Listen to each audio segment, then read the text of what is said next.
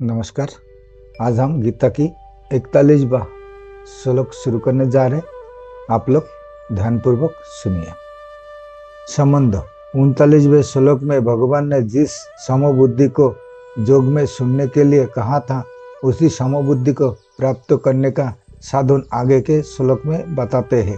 व्याख्या: कर्मयोगी साधक का ध्येय लक्ष्य जिस समता को प्राप्त करना रहता है, वह समता परमात्मा का स्वरूप है। उस परमात्मा स्वरूप समता की प्राप्ति के लिए अंतःकरण की समता साधन है। अंतःकरण की समता में संसार का राग बाधक है। उस राग को हटाने का अभाव परमात्मा तत्व को प्राप्त करने का जो एक निश्चय है, उसका नाम व्यावसायिकता का बुद्धि। व्यावसायिकता बुद्धि एक क्यों होती है? कारण कि इसमें सांसारिक वस्तु पदार्थों आदि की कामना का त्याग होते हैं।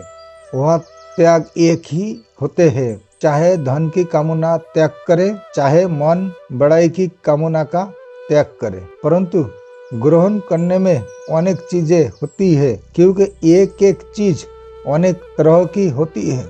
जैसे एक ही मिठाई अनेक तरह की होती है। इन चीजों की कामना भी अनेक अनंत होती है। गीता में कर्मयोग प्रस्तुत श्लोक और भक्ति योग 9वें अध्याय का 30वां श्लोक के प्रकरण में तो व्यावसायिकता का बुद्धि का वर्णन आया है, पर ज्ञान योग के प्रकरण में व्यावसायिकता का बुद्धि का वर्णन नहीं आया। इसका कारण वह है कि ज्ञान योग में पहले स्वरूप का बोध होता है, फिर उसके परिणाम स्वरूप बुद्धि सत एक निश्चय वाली हो जाती है। और कर्मयोग तथा भक्ति योग में पहले बुद्धि का एक निश्चय होता है, फिर स्वरूप का बोध होता है।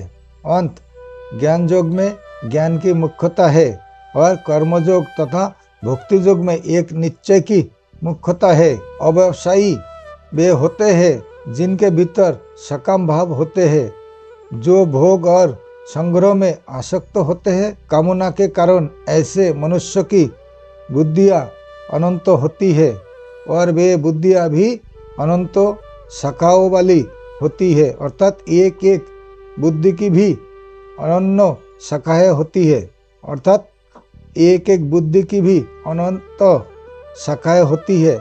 जैसे पुत्र प्राप्ति करनी है, वह एक बुद्धि हुई, और पुत्र प्राप्ति के लिए किए औषध का सेवन करे, किसी मंत्र का जप करे, कोई अनुष्ठान करे, किसान का आशीर्वाद, किसी संत का आशीर्वाद ले आदि उपाय, उस बुद्धि की अनंत शाखाएं हुई।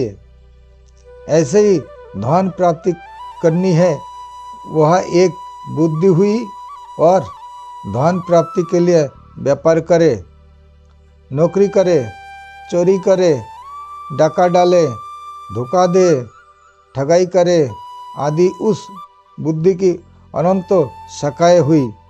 ऐसे मनुष्य की बुद्धि में परमात्मा प्राप्ति का निश्चय नहीं होते। परिशिष्ट भाव वास्तविक उद्देश्य एक ही होता है। जब तक मनुष्य का एक उद्देश्य नहीं होता, तब तक उसके अनंत उद्देश्य रहते हैं, और एक एक उद्देश्य की अनेक शाखाएं होती है। उसकी अनंत कामनाएं होती है, और एक एक कामना की पूर्ति के लिए उपाय भी अनेक होते हैं। संबंध: अव्यवसायी मनुष्यों की बुद्धियां अनंत क्यों होती है, इसका हेतु आगे के 3 श्लोकों में बताते हैं। नमस्कार।